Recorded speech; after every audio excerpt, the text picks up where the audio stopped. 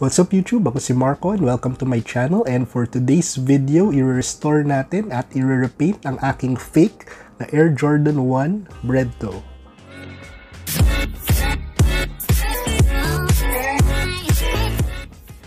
Itong Jordan 1 na to, na-purchase ko to last 2018 and replica lang siya, so fake lang siya, and nagamit ko na din to a few times. And actually, kinostomize ko na din to dahil originally itong white part na to, ano siya, yung nabili ko siya, flesh yung kulay niya. So pininturahan ko siya ng acrylic paint na medyo yung totoong kulay kasi medyo off-white siya, or hindi naman ganung white na white. So pininturahan ko na siya. Ngayon, naisipan ko na ilinisin din siya and i-repaint itong red portion kasi hindi naman kita sa camera pero mukhang red naman siya, pero para sa akin hindi siya red na red, medyo may pagka-faded siya na red. So hindi mukhang, para sa akin hindi masyadong rich yung color ng red. Siguro sa camera medyo red naman siya, pero sa actual pag tinitignan ko medyo faded yung red. So naisipan ko na i-paintan siya, i-repaint siya gamit itong Angelus na red na acrylic paint. So meron akong previous video na shinare ko kung paano ko in-order to directly from the Angelus website, tapos dineliver dito sa Philippines. So ito yung isa dun sa mga paints na in-order ko. And kung titignan natin, ilalapit ko sa camera ang actual paint niya. So ito siya, red. Itong red na to ang gusto ko mangyari dito. So may kita nyo na medyo mas bright talaga, tsaka mas full yung color nitong paint na to compared sa actual ng shoe. So nag-hope ako na pag pininturahan ko to ng repaint, mas maging fuller yung color ng pagka-red niya. Ngayon, red lang to, hindi yung fire red yung kinuha ko, kasi sa tingin ko yung fire red medyo mas light yung color niya. Siguro mas bagay siya doon sa Jordan 1 na Chicago's. Pero for this case, mukhang okay na sa akin yung plain lang na red. And gagamit din ako for this project ng Angelus na dollar. So itong dollar na to, ang purpose niya is para mawala ang shine or ang gloss ng paint. So ang base dito sa instructions tsaka yung mga video online, yung suggestion nila mga 5 to 8% lang ang gagamitin yung dollar paghaluan nyo ng paint. Kasi pag sobrang dami ng dollar, ang nangyayari is nabe-breakdown yung paint, na apektuhan yung durability niya, and nagkakaroon daw ng white film kung sobrang daming dollar. Although minsan may mga ibang customizer dinadamihan talaga yung dollar na parang matte na matte yung effect. Ang downside naman nun is medyo pumapangit yung durability at siya nagka-crack daw talaga. So subukan natin gamitan ng dollar. Itong paint na to siguro mga 2 patak lang. So ililipat ko sa ibang container to for this project. Siguro mga konting amount lang, di ko ubusin itong mga bote na to. Tapos papatakan ko ng 1 to 2 drops nitong dollar and i-apply ko na dito sa red part ng shoe. So yun lang for this project, yun lang gagawin ko for this project. And siguro unahin ko pinturahan ko muna ang isang sapatos lang para afterwards mako-compare natin kung ano yung itsura before and after. So balik tayo once ma-complete ko na pinturahan ang isang set ng sneaker na to.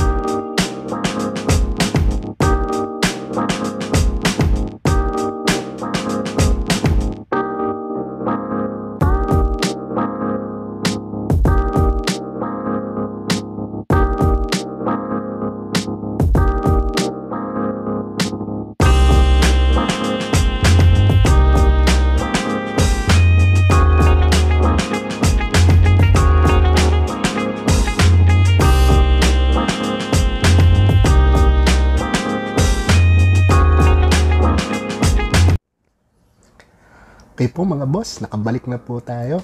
Natapos ko ng pinturahan yung isang sapatos at ito nga ang finished product. So itong itong hawak ko ngayon is yung finished product na napinturahan ko na ng red, and pagtatabihin natin dito sa isang hindi pa napinturahan. So kita naman dito sa camera, pag ipag-compare natin na mas saturated yung red, mas dark red na tong painted na sapatos compared dito sa hindi pa napipinturahan. So tingnan natin. So pakita ko sa inyo. So ito yung sa toe box. So kitang-kita naman na mas red siya, mas saturated siya na red. And pakita ko naman dito sa side comparison. Ayan, dito sa side kita naman na mas darker na yung shade ng red. And kita ko din dito sa likod. Ayan. And also compare natin dito yung sa wings logo. Ayan.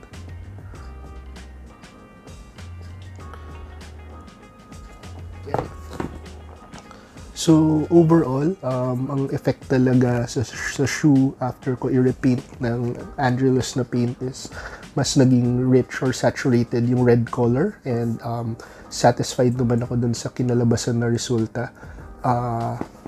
Ang masasabi ko lang is that yung red paint with yung duller ay nakatulong talaga para although may konti pang gloss na natira, mas okay sa akin yung itsura kasi hindi siya shiny, and mas mukhang factory finish din, hindi sobrang glossy. So yun, so sakto for me, tingin ko sakto lang yung inad natin na dollar sa paint, hindi naman siya sobrang flat. And masasabi ko din is yung paint, madali rin siyang kumapit. 2 coats lang yung ginamit ko for the red part, and ang siguro dahil kasi red na nga yung papatungan na color, so nakatulong din yon, kaya so kahit 2 coat lang ng red paint is maganda na din yung coverage ng paint. Overall, satisfied naman ako dito sa kinalabasan, and maganda talaga yung quality nung Angelus, and maganda talaga yung mas easy siya na mas madali siya para i-apply para sa akin. So hindi siya ganun ka-runny yung paint, and madali din siyang kumapit. So yung tip ko na lang din is yung dito sa wings logo. Isa dun sa medyo mahirap is yung, kasi nga komplikado yung wings logo. Ang ginawa ko is pinatungan ko na lang din ng red paint yung kahit yung black part ng wings logo, and yung ginawa ko is gumamit ako ng toothpick. So shoutout nga pala dun sa ibang mga sneaker YouTubers. So nung akong nakitang gumawa ng toothpick method is yung si Sneakerhead by the Bay na American na YouTuber.